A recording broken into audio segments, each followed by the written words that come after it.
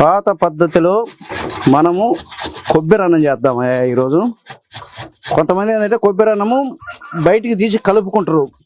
మనం అట్లా కాదు, డైరెక్ట్ దమ్ము పెడదాం. పచ్చి కొబ్బరి వేసుకొని డైరెక్ట్గా దమ్ము పట్టుకొని చేసుకునే పద్ధతిలో నేను ఈరోజు చూపిస్తున్నా. కొబ్బరి కూడా పచ్చి కొబ్బరి, ఫ్రెష్ కొబ్బరి కావాలా, బాగుంటుంది. మార్కెట్లో దొద్దు, మనం కొబ్బరికాయ తెచ్చుకోవటం పగల కొట్టుకొని చేసుకుంటే సూపర్ బ్రహ్మాండంగా ఉంటుంది. ఒక 2 పచ్చిమిర్చి కొబ్బరి అన్నంలోకి చీలికలు చేసి పెట్టుకోవటము. పచ్చిమిర్చి 4, కొంచెము లావు సైజులో కట్ చేసి పెట్టుకున్నాం. 2 ఉల్లిపాయలు కట్ చేసి పెట్టుకోవాలి.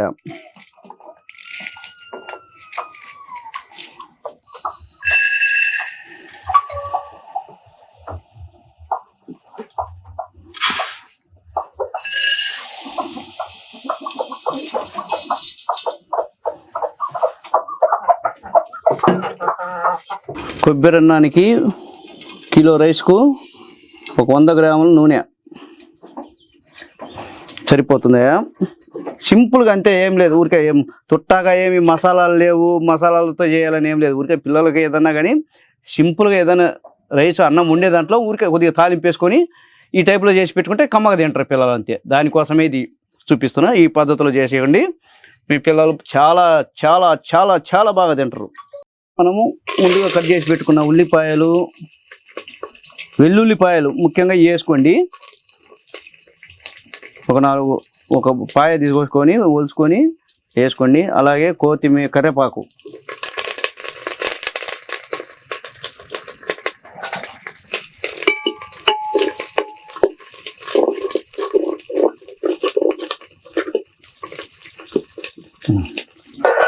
కూడా పెద్దగా ఏగాల్సిన అవసరం లేదు దీనికి. ఇప్పుడు మనము తురుము పట్టుకున్న కొబ్బరి ఇందులోనే వేసుకోవటమే.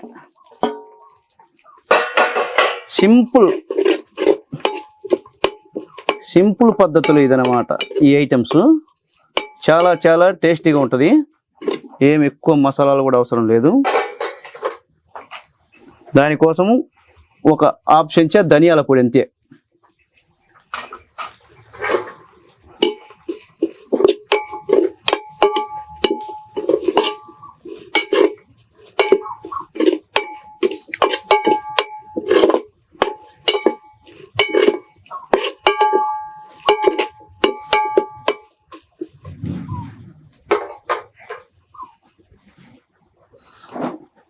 ఇప్పుడు మనము ఎసురు పోసుకుందాం. 1కి 1.5 దేనికైనా కానీ.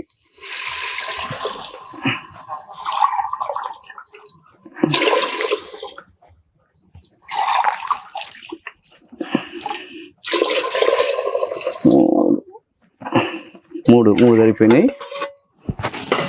కాకపోతే మన ఇంట్లో పాత బియ్యం కాబట్టి కొద్దిగా ఎక్స్ట్రా పోసుకుంటున్నా. టేస్ట్కి సరిపడా ఉప్పు వేసుకోవాలి, కల్లుప్పు.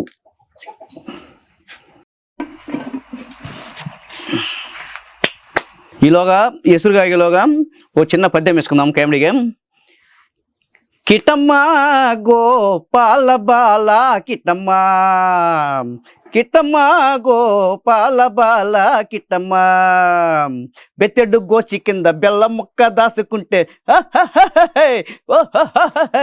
బెత్తెడు గోచి కింద బెల్లం ముక్క దాసుకుంటే మెత్తనైన తావు చూసి గండు జీమ గొరికెరా.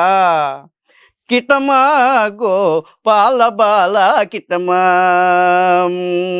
మాదిగవాణ్ణి అడుక్కునేది డొక్కలవాడు, డొక్కలవాణ్ణి అడుక్కునేది మూగలవాడు, మూగలవాణ్ణి అడుక్కునేది చెప్పల మూగలవాడు, చెప్పల సోరకుని చెల్లెలు ఊర్వశి, ఊర్వశిని పొందినవాడు బ్రహ్మ, బ్రహ్మకు పుట్టినవాడు వశిష్ఠుడు, వశిష్ఠుడు కృతాయుగమున హరిశ్చంద్రుల వారికి కులగురువు, అట్టనే శ్వేతాయుగమున శ్రీరామచంద్రుల వారికి కులగురువు. అట్టి వశిష్ఠుని భార్య చండాలి, చండాలి కుమారుడు శక్తి, శక్తి కుమారుడు పరాత్ముడు, పరాశరుని కుమారుడు కైవర్తి, కైవర్తి కుమారుడు యాసుడు. ఈ యాసులకు పుట్టినవాడే పాండురాజులు, ధృతరాష్ట్రులు. అంత పెద్దవారి కులాలే ఇంత గందరగోళంగా ఉంటే మనకెవడ కులం లేదన్నది వశిష్ఠుండు ఊర్వశికి పుట్టెను, బోయజింట వాల్మీకి పుట్టెను. తీగలాగితే పొదే కదులును, హరంజ్యోతి నా ఇంట ఆడపడుచే. తాలే లిల్లే లిల్లియలో కులమేలాగున్నది అమ్మయ్యలో. కుక్కను కోతిని కొలుసుకుంటారు, పందికి నందికి పూజ చేస్తారు. సాటి మానవుడు ఎదురైతేనే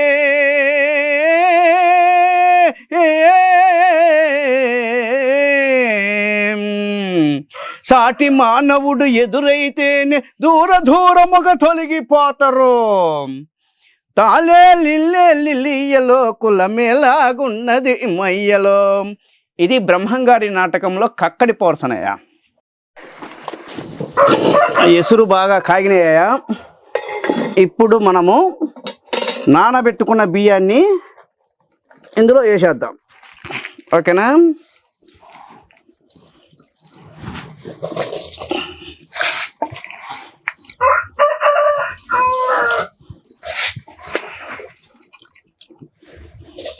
ఎక్కువ మసాలా లేకుండా సింపుల్గా పిల్లలు కూడా బాగా ఇష్టంగా తినేటట్టుగా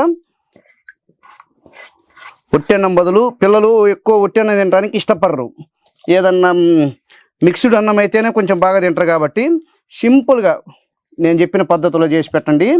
మీ పిల్లలు చాలా అద్భుతంగా తింటారు అన్నాన్ని. అది ఈ రోజులలో పిల్లలకు నూడిల్స్, పానీపూరీలు బాగా బయట ఫుడ్ చాలా అలవాటు అయిపోయింది. కాబట్టి వాటికి మీదనే ఎక్కువ ఇంట్రెస్ట్ చూపిస్తున్నారు. కాబట్టి మనము దానికి వాళ్ళకు తగ్గట్టుగా వాత పెట్టాలంటే ఇలా చేయాలి. ఇలా చేస్తే సిగ్గుతో తింటారు పిల్లలు. అది బయట ఫుడ్ అంతా అడగకుండా మనం ఏది చేసుకున్నా కానీ సింపుల్గా అంతే, ఏం లేదు. ఆ ఒట్టన్నంలోనే కొద్దిగా ఆ కొబ్బరి వేసుకోవటం అట్లా చేసుకుంటే. పరిత్రాణాయ సాధూనాం వినాశాయ చతుష్కృతాం ధర్మ సంస్థాపనార్థాయ సంభవామి యుగే యుగే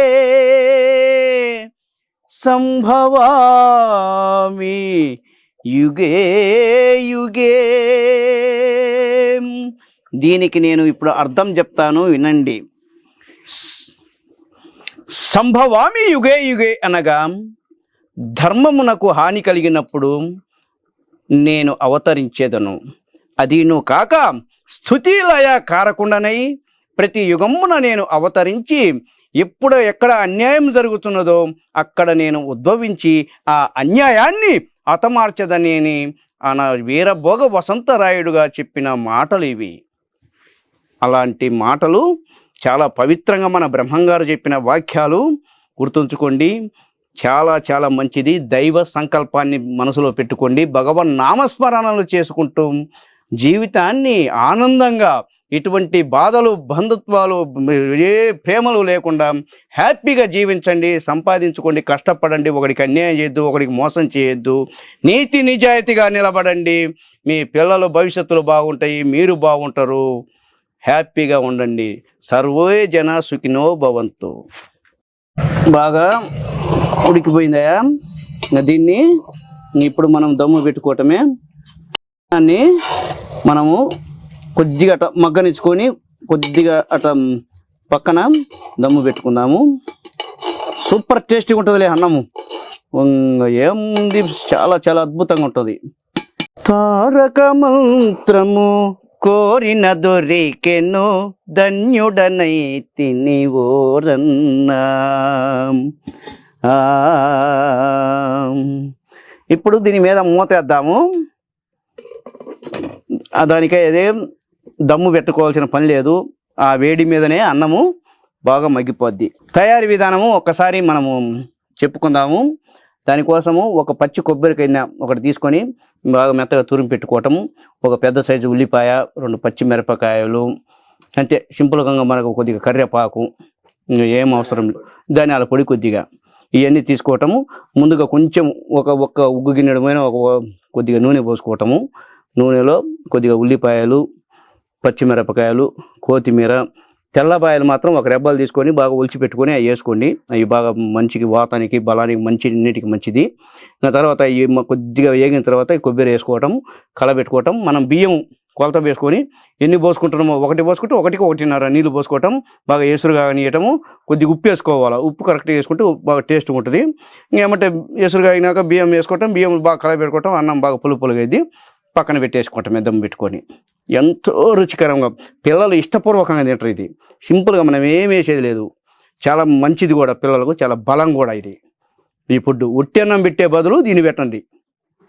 ఉట్టి అన్నంలో ఏముండదు. దీన్ని కొంచెం దానికి మనం బలాన్ని యాడ్ చేస్తున్నాము. సూపర్ టేస్టీతో ఉంటుంది. అదిరిపద్ది. పిల్లలు కెవ్వు కేక అంటారు. ఓకేనా? ఇలాంటి వీడియోలు మీకు చాలా పంపిస్తుంటాం, చాలా అందిస్తుంటాం. ఎంతో ఎంటర్టైన్మెంట్గా చేస్తున్నాం. జై కిసాన్ జై జవాన్ అంటుంటాం. బ్రహ్మాండంగా మా వీడియోలు సబ్స్క్రైబ్ చేసి, లైక్ చేసి, ఫార్వర్డ్ చేసి కొట్టు.